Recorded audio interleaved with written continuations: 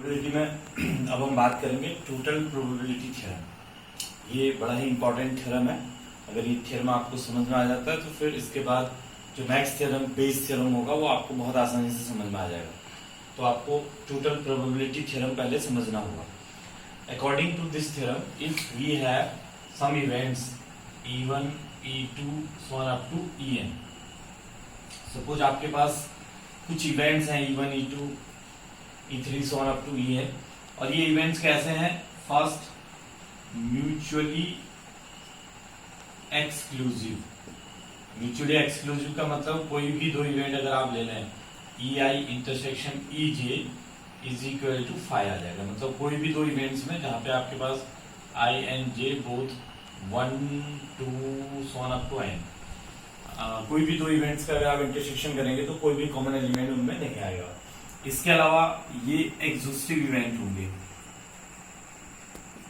यानी कि इन सब का अगर आप यूनियन कर देंगे, E1 union E2 union so on up to En, सबका अगर यूनियन कर देंगे तो पूरा का पूरा सैंपल स्पेस आपको मिल जाएगा।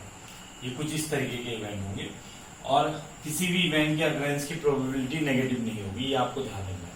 तो if you have some events E1, E2 so on up to En such that they are mutually exclusive and as well as exhaustive as well as, in that case if we have another event A, हमारे पास एक और event है A which is other than these E1, E2 so on up to En, इन सबसे बिल्कुल अलग है लेकिन इन सबसे एसोसिएटेड है। ये कुछ इस तरीके से है, ये पूरा हमारा सैंपल स्पेस हो गया। ये E1, E2 ये इवेंट्स ऐसे हैं और A आपके पास एक इवेंट है जो इनमें से कोई नहीं है लेकिन इन सबसे एसोसिएटेड है। A is an any other event A. These all are E1, E2, E3 so on up to En. So in that case, if you have to find the probability of occurrence of this A, this will be P P A upon E1 plus PE2 P A upon E2. In this similar way, so on up to PEN P A upon En. This is the way how you will find the probability of occurrence of this A. इस A के occurrence की probability आप इस तरीके से निकाल सकते हैं। आपको फिर से समझना होगा थ्योरम क्या है। थ्योरम एक्चुअली यह है कि if E1, E2 so on up to En are n events of a sample space such that these events are mutually exclusive and all the events are exhaustive event, that means union of all elements, all events will give you sample space. In that case, if we have any other event A which is other than these E1, E2 so on up to En, but associated with these E1, E2 so on up to En, in that case if we have to find the probability of the occurrence of this A, this will be find on the behalf of these all events in this way. तो ऐसे आप निकाल सकते हैं। यहाँ पे question में लिखा हुआ है, उसको थोड़ा सा आप समझिएगा।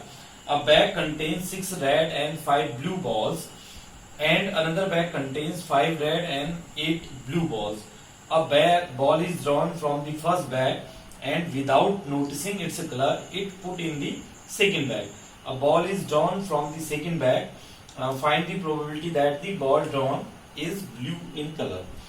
दो बैग हैं, पहले बैग में 6 लाल बॉल हैं और 5 ब्लू बॉल्स हैं। दूसरे बैग में 5 रेड बॉल्स हैं और 1 ब्लू बॉल्स हैं। अब हमने फर्स्ट बैग से एक बॉल निकाला और उसको बगैर देखे, बगैर उसका कलर नोटिस करे, उसको सेकंड बैग में डाल दिया। फिर सेकंड बैग से एक बॉल निकालनी है, आपको ये बताना है कि उस बॉल के ब्लू होने की प्रोबेबिलिटी क्या है। तो यहाँ पे हम कुछ इस तरीके से इस क्वेश्चन को करेंगे। सबसे पहले हम E1 और E2 दो इवेंट ले लेंगे। पहला इवेंट हम क्या ले लेंगे कि जब हमने फर्स्ट बैग से बॉल निकाली तो वो रेड कलर की है। Ball drawn from first bag is red. फिर E2 हमने ले लिया, ball drawn from first bag is blue, यानी कि E1 और E2 मिला के पूरा सैंपल स्पेस हो गया। और E1 और E2 में कॉमन भी कुछ नहीं है क्योंकि रेड बॉल अलग है, ब्लू बॉल अलग है। ए यहाँ पे इवेंट हो गया second drawn ball is blue, यानी कि जो बाद में बॉल निकाली वो ब्लू है, उसकी प्रोबेबिलिटी। तो अब आप इस फॉर्मूले को यूज करेंगे यहाँ पे, जो ये फॉर्मूला है बस इस फॉर्मूले को आपने ध्यान में रखना है, P A is equal to this. अब यहाँ पे इवेंट हमारे पास 2 ही हैं, तो ये एन की भी जरूरत नहीं है आपके, बस ये 2 में काम हो जाएगा।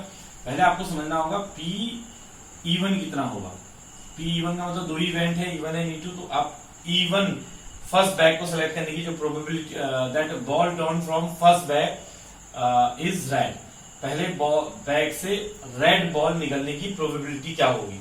6 बॉल है रेड, टोटल 6 + 5 11 है, तो 6/11। PE2 दूसरे पहले वाले बैग से ब्लू बॉल निकलने की प्रोबेबिलिटी क्या होगी 5/11। अब PA/11 अगर कहें, अगर हम बात करें कि पहले बैग से रेड बॉल निकली, पहले बैग से रेड बॉल निकली तब दूसरे बैग से ब्लू निकले। अगर पहले से रेड निकल गई तो उसको हमने दूसरे में डाल दिया, दूसरे में रेड हो गए 6, ब्लू है 8, टोटल आपके पास 14 है। 14 में से 8 आपके फेवर में है, 8/14 PA/E2, यानी कि पहले बैग से ब्लू बॉल निकली, ब्लू निकली तो उसको सेकंड में डाला, तो सेकंड में ब्लू हो गया 9, टोटल अभी भी 14 है, तो लेकिन ये हो जाएगा 9/14 क्योंकि सेकंड की ब्लू निकलने की प्रोबेबिलिटी। अब इस फॉर्मूले में अगर हम लगाते तो हमारा आंसर अभी आ जाएगा, कुछ इस तरीके से होगा। तो probability of getting that second ball from second bag is blue PE1 means 6/11, PA/E1 means 8/14, PE2 means 5/11 and PA/E2 means 9/14। तो अगर 8 थोड़ा सिंप्लीफाई करना चाहते हैं तो हम कर सकते हैं, अदरवाइज सीधे भी हमको करना है तो कर सकते हैं। 8 6 48 upon 14 1 14, 14 1 14 plus 1 15 plus 9 5 45 upon 154, 8 plus 5 13, 4 4 8 93 upon 154। तो that answer will be 93 upon 154। That means the probability of getting the blue ball from the second bag is 93 upon 54। तो ये तरीका है, इस तरीके से आप टोटल प्रोबेबिलिटी थ्योरम का यूज करके क्वेश्चंस को सॉल्व कर सकते हैं।